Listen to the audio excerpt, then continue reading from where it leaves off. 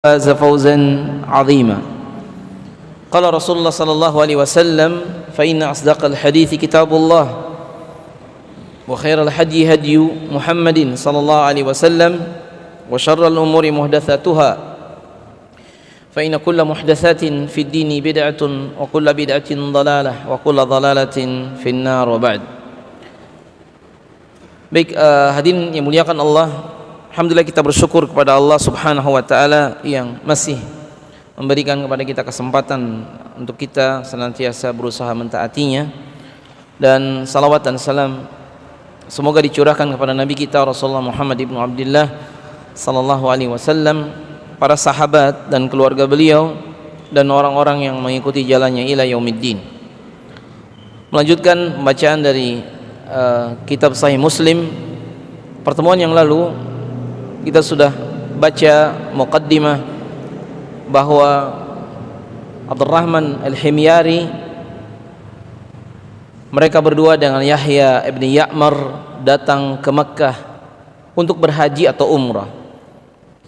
Tujuannya bertanya kepada sahabat yang masih hidup, selain umrah atau haji, tujuannya bertanya karena di daerah Irak tersebar orang-orang yang mendustakan takdir. Mereka mengatakan annal amra unuf, segala sesuatu terjadi dengan sendirinya. Allah la ya'lam, Allah tidak mengetahui ma sayakun, apa yang terjadi, dan begitulah seterusnya.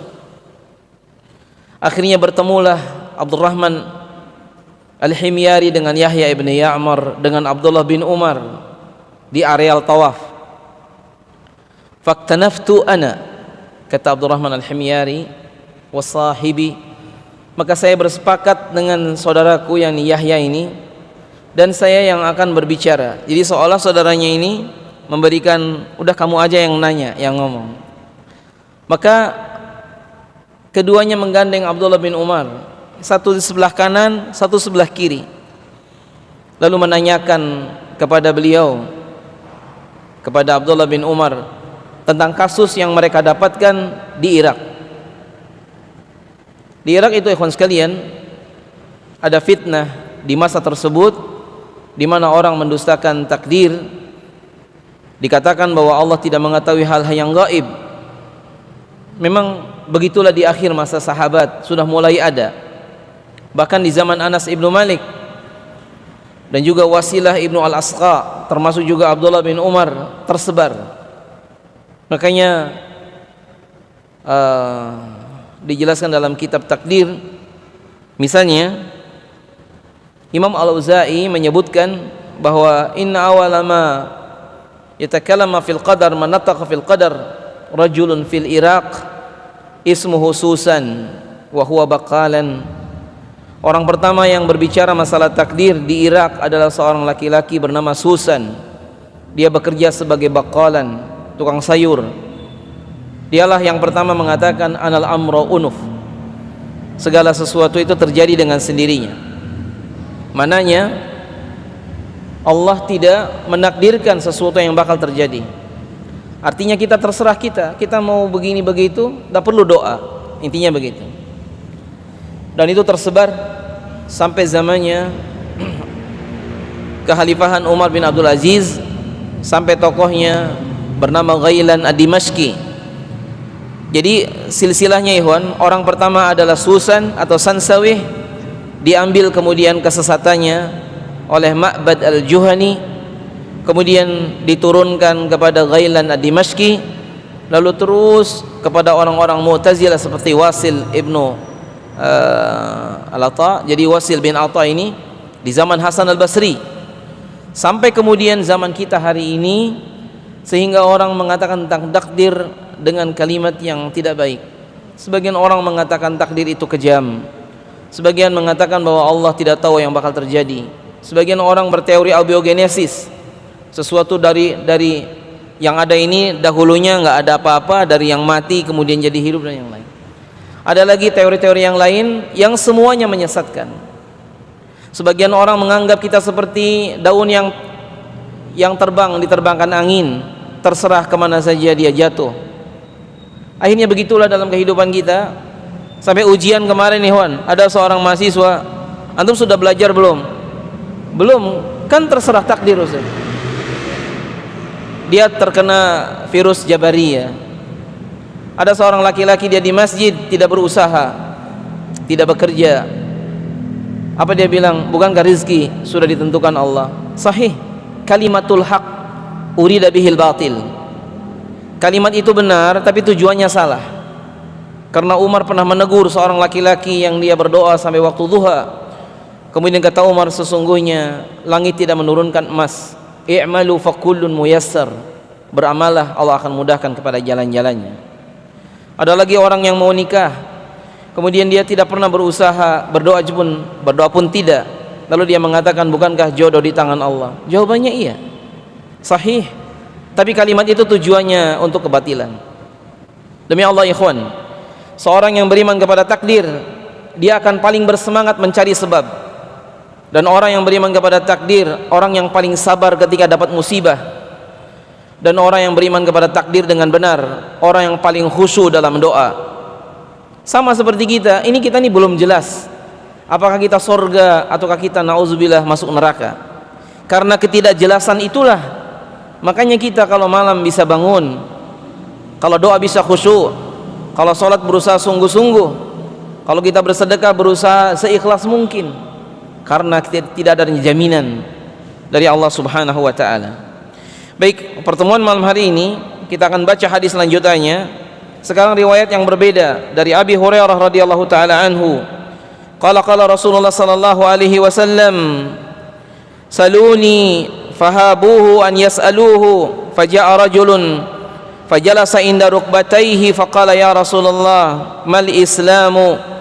Faqala la tusyriku billahi syai'a wa tuqimus salata wa tu'tiyaz zakata wa tasumu ramadhana. Qala sadaqta. Dalam riwayat Abu Hurairah, Rasulullah sallallahu alaihi wasallam berkata, "Saluni, bertanyalah kepadaku." Dan ini juga seorang guru boleh kepada muridnya untuk mengatakan pertama, silahkan bertanya kepada saya. Dan Nabi adalah seorang guru yang teladan. Kata Nabi, "Saluni, bertanyalah kepadaku." Fahabuhu an yas'aluhu. Kemudian para sahabat ternyata enggan bertanya waktu itu. Lalu datang seorang laki-laki yang diriwayat tadi pakai baju yang sangat putih, pakai rambut atau rambutnya sangat hitam, dan dia adalah Jibril alaihi salam. Kata Jibril, setelah dia meletakkan kedua lututnya dan tangannya diletakkan di atas lututnya, faqala ya Rasulullah, mal Islam. Di riwayat ini Jibril memanggil Nabi ya Rasulullah. Di riwayat yang lain, ya Muhammad, akhbirni anil Islam. Dari sini menunjukkan bolehnya malaikat Jibril memanggil Nabi dengan namanya atau memanggil dengan panggilan Rasulullah. Tetapi untuk sahabat dan kita tidak boleh memanggil nama Nabi dengan namanya. Bahkan Aisyah, istri beliau, tidak pernah memanggil dengan nama Nabi sallallahu alaihi wasallam. Kata Jibril, mal Islam? Faqala sallallahu alaihi wasallam. Di riwayat ini Nabi menjawab, Islam dengan la tusyriku billahi syai'a. Jangan engkau syirik dengan Allah. Bukan syahadat yang disebutkan, tapi maknanya sama. Wa tuqimus shalah, engkau mendirikan salat. Wa tu'tiyaz zakat, engkau menunaikan zakat. Wa tasumu Ramadan, engkau berpuasa di bulan Ramadan. Dan haji tidak disebut di riwayat ini. Faqala Jibril, sadaqta, engkau benar. Lalu dia bertanya lagi, ya Rasulullah, mal iman? Apakah iman? Faqala antumina billahi wa malaikatihi wa kutubihi aw wa kitabihi wa rusulihi wa tu'mina bil ba'thi wa tu'mina bil qadari kullih. Riwayat yang ini juga beda sigotnya sedikit, tapi maknanya sama. Jadi beriman kepada Allah, malaikatnya, kitabnya, rasulnya, kemudian beriman kepada hari kebangkitan dan beriman kepada takdir seluruhnya. Faqala sadaqta, maka engkau benar. Qala ya Rasulullah, mal ihsan? Lalu dia bertanya lagi, apakah ihsan? Faqala an takhshallaha ka'annaka tarahu. Engkau takut kepada Allah seolah engkau melihat Allah. Fa innaka illam takun tarahu fa innallaha yarak. Kalau engkau tidak bisa melihat Allah, sungguhnya Allah melihat engkau. Qala, kemudian sadaqta. Jadi sampai kalimat ini mirip dengan riwayat yang kemarin. Dan ini menunjukkan Islam, iman, ihsan. Islam itu amalan zahir, iman amalan batin, ihsan ini adalah muraqabah. Dan itu tingkatannya naik. Islam, iman, ihsan. Setiap mukmin pasti muslim, dan setiap muhsin pasti mukmin, dan setiap muhsin pasti muslim. Tetapi setiap muslim belum tentu mukmin, setiap mukmin belum tentu muhsin, apalagi setiap muslim belum tentu muhsin. Istilah yang seperti ini seharusnya kita memahaminya supaya kita tidak salah faham. Kemudian berikutnya, ya Rasulullah, mata taqumus sa'ah. Di riwayat ini ada kalimat takum, kapan kiamat itu tegak. Faqala sallallahu alaihi wasallam, mal mas'ulu anha a'lama minas sa'ili. Orang yang ditanya tidak lebih tahu dari yang bertanya. Wa sa'uhadditsuka an asyratiha. Kata Nabi, saya akan sebutkan kepada engkau wahai penanya. Kenapa mukhatabnya dengan dhamir laki-laki? Sa'uhadditsuka, maknanya sa'uhadditsuka ya Jibril, karena Jibril menyerupai laki-laki, padahal malaikat tidak berjenis kelamin. Dari sini menunjukkan tidak salah kalau zahirnya dia itu adalah laki-laki. Makanya ada seorang banci yang datang, kita bingung dia itu laki atau perempuan, maka boleh kita nanya. Karena dia nanya, saya pakai ihram atau pakai mukena, sampean laki atau perempuan, supaya jelas, ya kan? Ternyata aku pun tidak tahu aku tuh laki atau perempuan. Maka saya tanya ulang, kalau sholat di shaf laki-laki, shaf perempuan, baru ketahuan dia selama ini belum pernah sholat. Iwas kalian, sa'uhaditsuka min asyratiha. Kalimat asyrat maknanya adalah alamah, ciri. Idza ra'aital mar'ata talidu rabbaha fadzaka min asyratiha. Kalau engkau melihat seorang wanita melahirkan budaknya, seorang budak melahirkan tuannya. Seorang budak wanita melahirkan tuannya. Ada dua pengertian. Pertama, wanita ini budak, kemudian dinikah oleh majikan, maka anaknya wanita ini jadilah majikannya. Dan hari ini perbudakan nampaknya hampir tidak ada. Yang kedua, seorang wanita melahirkan anak, anaknya ini mirip seperti tuannya. Semua keinginan dilakukan oleh ibunya. Jadilah ibunya seperti budak dari anaknya. Ini pun sekarang sudah terjadi. Semua keinginan anak dilakukan ibunya. Jadi mungkin alasannya karena sayang, karena apa? Sampai yang maksiat dilakukan demi anaknya. Kemudian wa idza ra'aital hufata, dan kalau engkau sudah melihat orang-orang yang hufat, yang telanjang kaki, urat, yang tidak dia berpakaian, kemudian ternyata dia menjadi penguasa mulukal ard, raja-raja dari bumi ini, fadzaka min asyratiha. Fa idza ra'aita ri'al bahm ya hal bahmi yatatawaluna fil bunyan, dan kalau engkau melihat para penggembala sudah berlomba-lomba membangun bangunan yang tinggi, fadzaka min asyratiha, itulah ciri dari kiamat. Wa fi khamsin minal ghaith, la ya'lamuhunna illallah, dan ada 5 perkara yang tidak diketahui kecuali Allah saja. Tsumma qara'a, lalu beliau membacakan ayat, innallaha indahu ilmu sa'ah, sesungguhnya ilmu Allah yang tahu hanya Dia tentang kiamat. Jadi ini rahasia Allah, nggak ada yang tahu. Pertama, kiamat kapan datangnya hanya Allah yang tahu. Wa yunazzilul ghais, turunnya hujan, ini juga yang tahu hanya Allah saja. Makanya saya tidak termasuk yang tidak setuju kalau istilahnya mungkin hanya bahasa saja ya, ramalan hujan, ramalan cuaca. Kalau perakiraan mungkin. Sekarang gimana ikhwan? Misalnya BMKG telah menyebutkan di Semarang nanti jam 12 akan turun hujan. Kalau dia melihat tanda-tanda yang ada lalu diperkirakan turun hujan, boleh. Cuma sayangnya kadang-kadang lupa mengucapkan insya Allah. Termasuk juga wa ya'lamu ma fil arham. Yang ketiga, yang hanya Allah yang tahu, apa yang ada di perut seorang ibu, maksudnya bayi. USG dan sejenisnya, dan dokter yang misalnya di obgyn, kan kita bisa mengetahui laki dan perempuan. Iya, itu setelah ada tanda-tandanya. Tapi Allah sudah tahu sebelum orang ini nikah.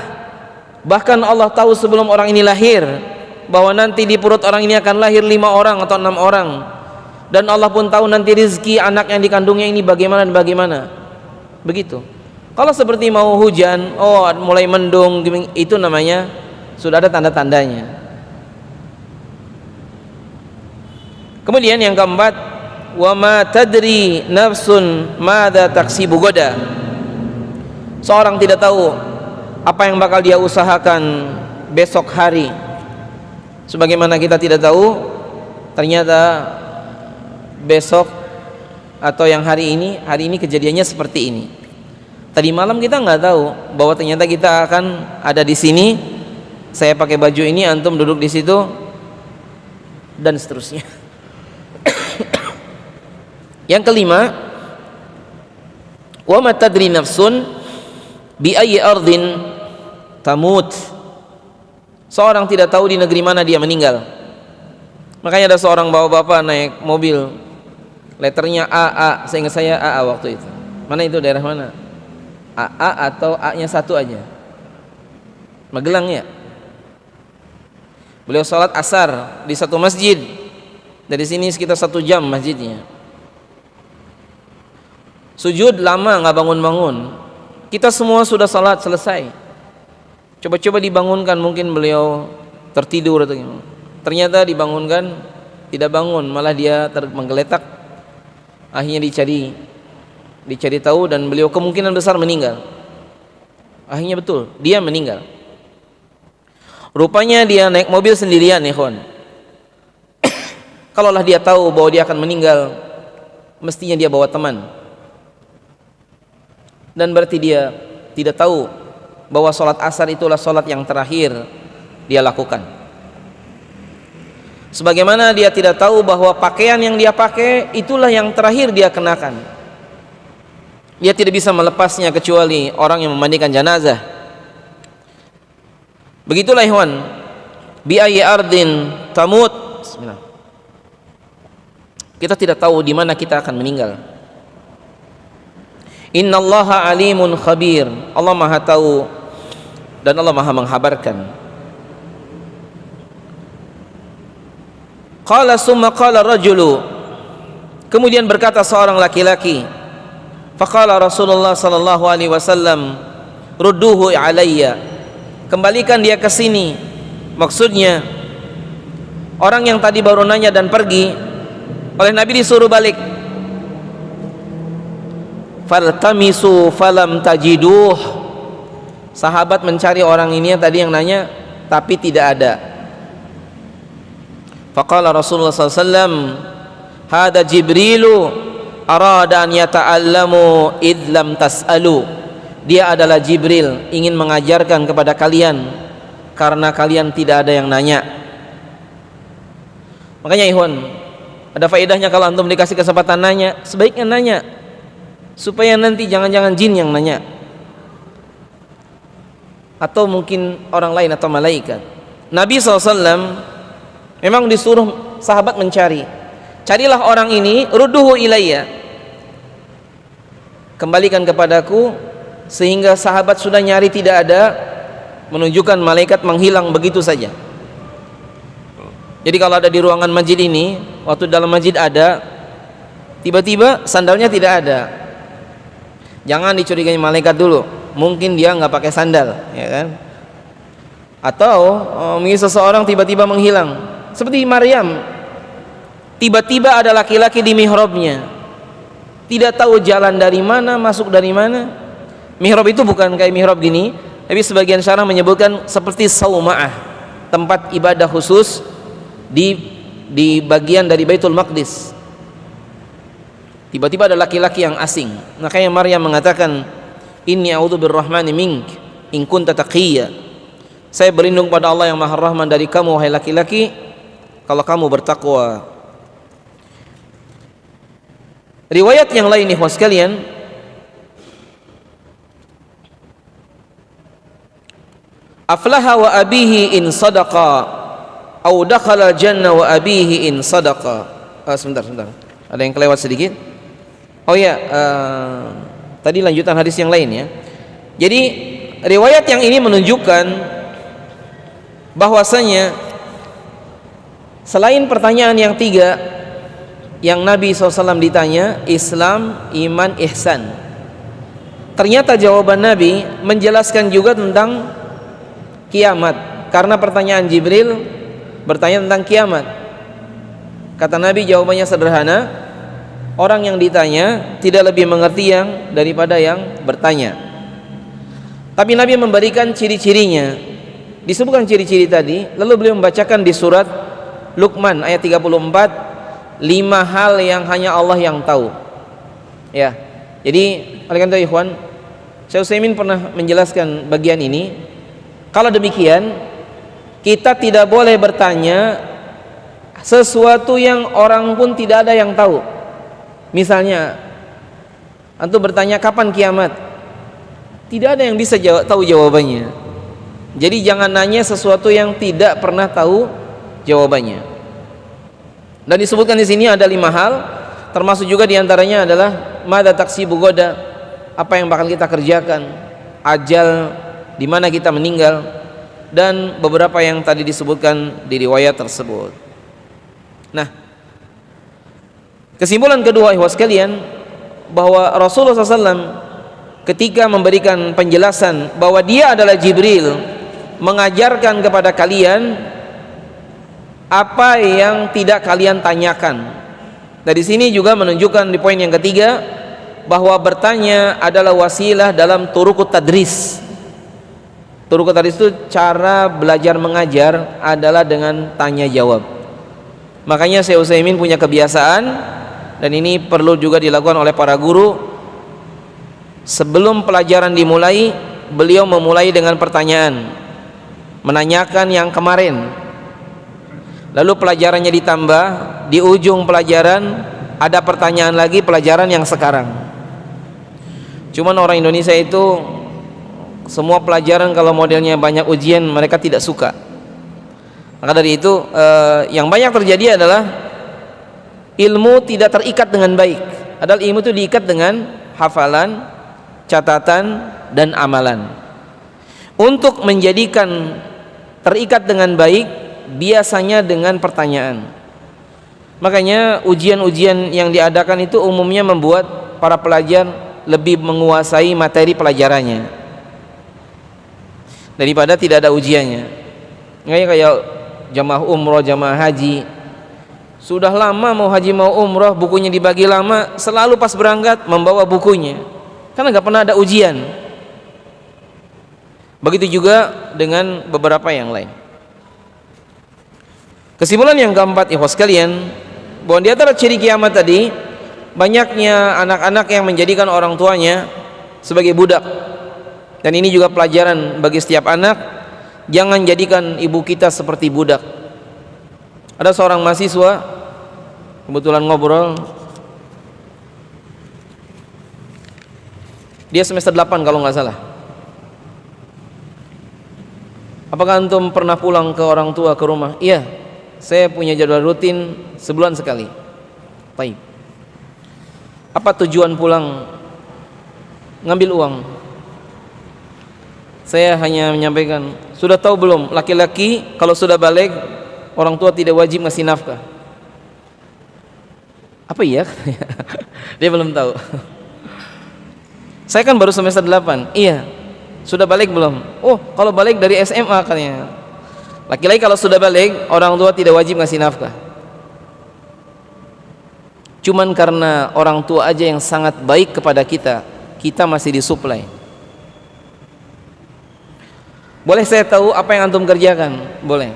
Begitu datang, rumahnya dari sini 5 jam naik mobil. Oh, saya baru datang, saya minta tolong ibu saya mencucikan baju. Allahu Akbar. Sama buat nasi goreng kata dia. Antumnya, saya kan capek Ustaz, saya tidur. Masya Allah. Terus besok saya masih tidur. Bantu orang tua, kata ibu saya, nggak usah bantu, kamu masih capek. Sorenya dia mau pulang ke sini lagi dan dikasih uang, walaupun tidak minta dikasih uang. Kata beliau, uang saya kurang Ustaz. Harusnya saya dapat 15 lembar yang merah, cuma dikasih 5. Allahu Akbar. Kasus ini kasus yang biasa. Saya tidak mengomentari bahwa ini menjadikan orang tua seperti budak. Cuma berlanjut kasusnya ketika dia wisuda. Entah dia entah orang lain, wallahu alam, tapi saya curiga dialah orangnya. Dia malu menyebutkan bahwa itu ibunya. Dia mengatakan itu yang ketika ditanya dosennya, ibu tua yang di belakang saya, karena dia cum laude nilainya. Itu pembantu saya katanya. Maaf, bukan pembantu, tukang masak saya katanya. Karena ibunya masak. Dia ingin kalimatnya itu dikiaskan sehingga kepada dosennya dia bilang, itu tukang masak saya. Bapak yang pakai sandal yang tua, itu tukang kebun saya. Oh, dia bapaknya. Kesimpulannya mahasiswa ini air susu dibalas air tuba.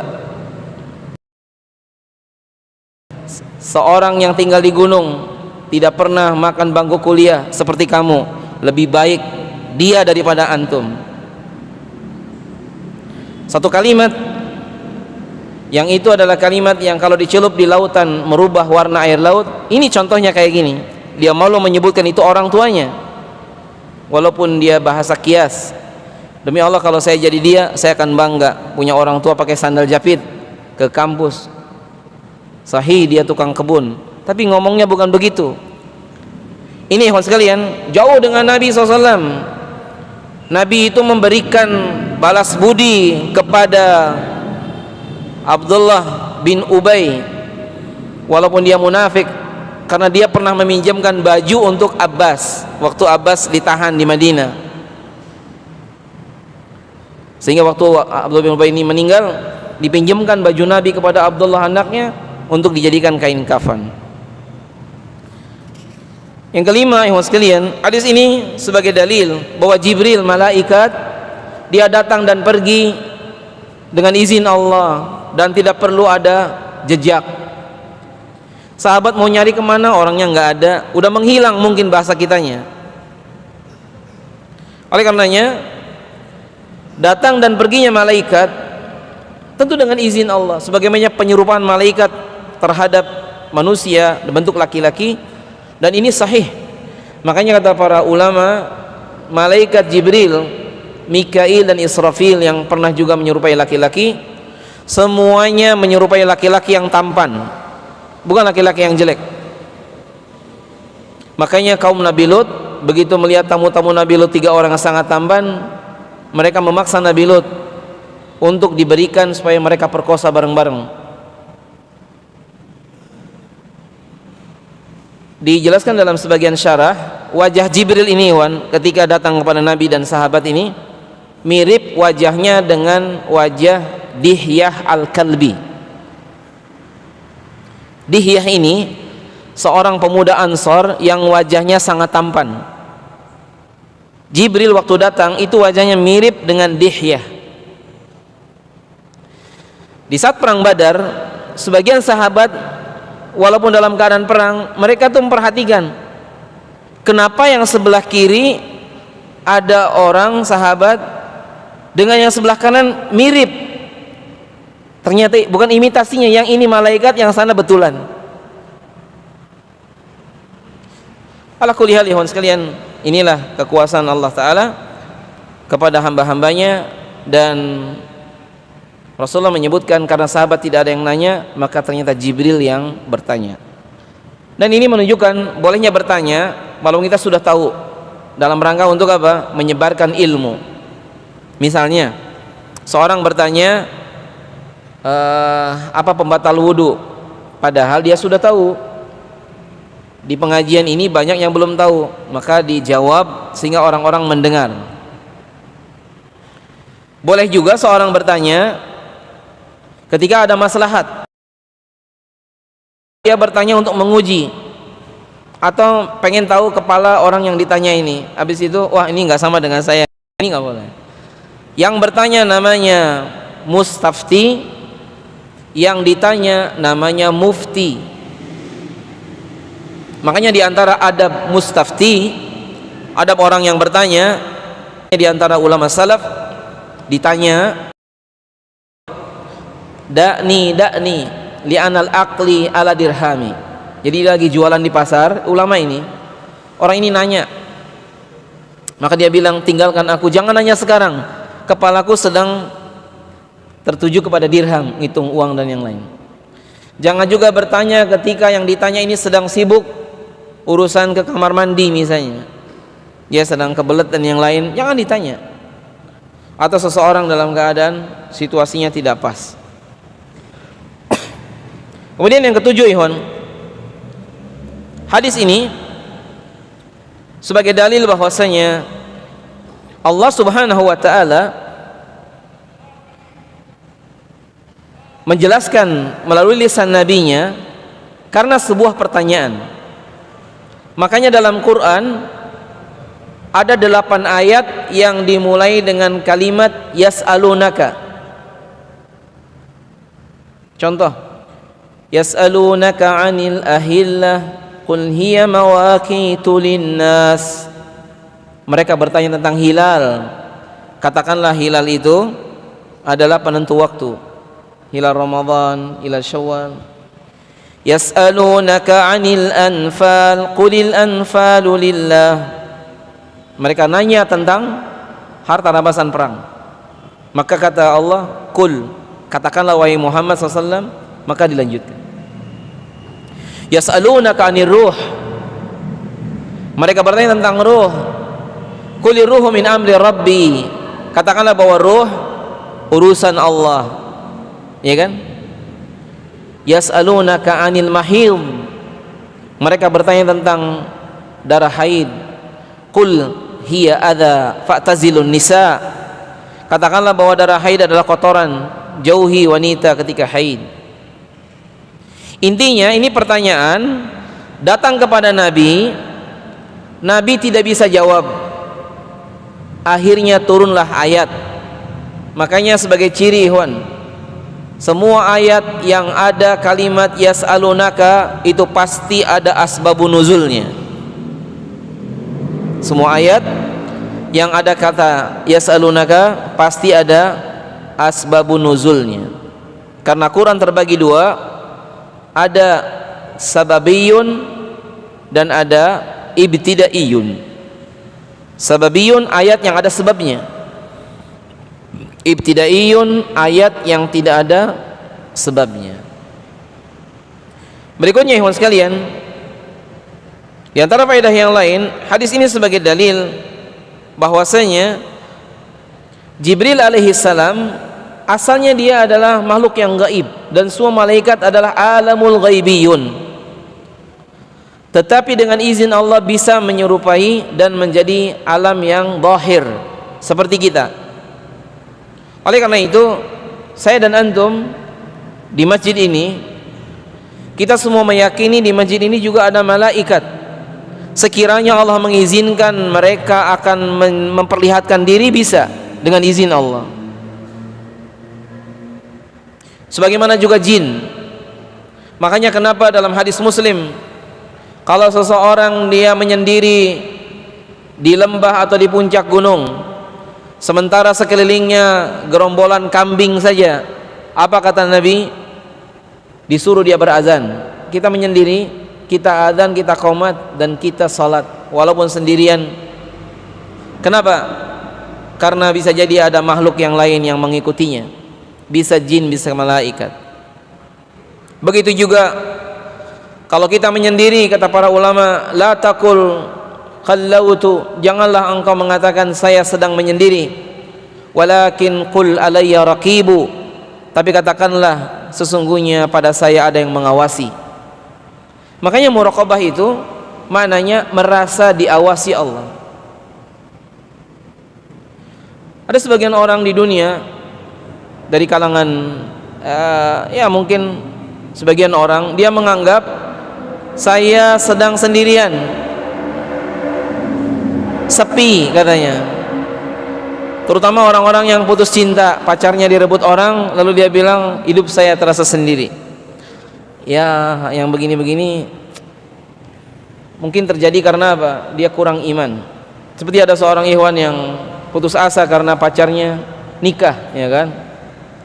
Saya hanya bilang ke beliau, antum, bukankah wanita itu banyak di negeri ini? Kata dia, saya tidak mungkin memindahkan cinta saya kepada orang lain. Allahu Akbar. Saya ajak ke pasar Johar. Bukankah di pasar Johar banyak wanita? Jadi, dan dia tidak bisa menerima waktu saya menyampaikan itu bukan calon antum. Kata dia, itu calon saya direbut orang. Saya sudah pesan ke orang tuanya 5 tahun sebelum kuliah. Saya jawab, itu bukan calon anda, yang sekarang menikahinya itulah calonnya. Kalau antum bilang 5 tahun sebelum antum kuliah, Allah sudah tuliskan 50.000 tahun sebelum langit dan bumi diciptakan. Jadi jangan terlalu picik hidup ini. Kalau hari ini kita hanya makan dengan tempe dan tahu, bersyukurlah kepada Allah. Jangan bersedih, karena Allah Maha Razzaq. Yang terakhir, hadis ini sebagai dalil bahwasanya Rasulullah sallallahu alaihi wasallam, beliau tidak menyembunyikan ilmu sedikit pun, menyampaikan apa yang Allah Ta'ala berikan kepada Nabi.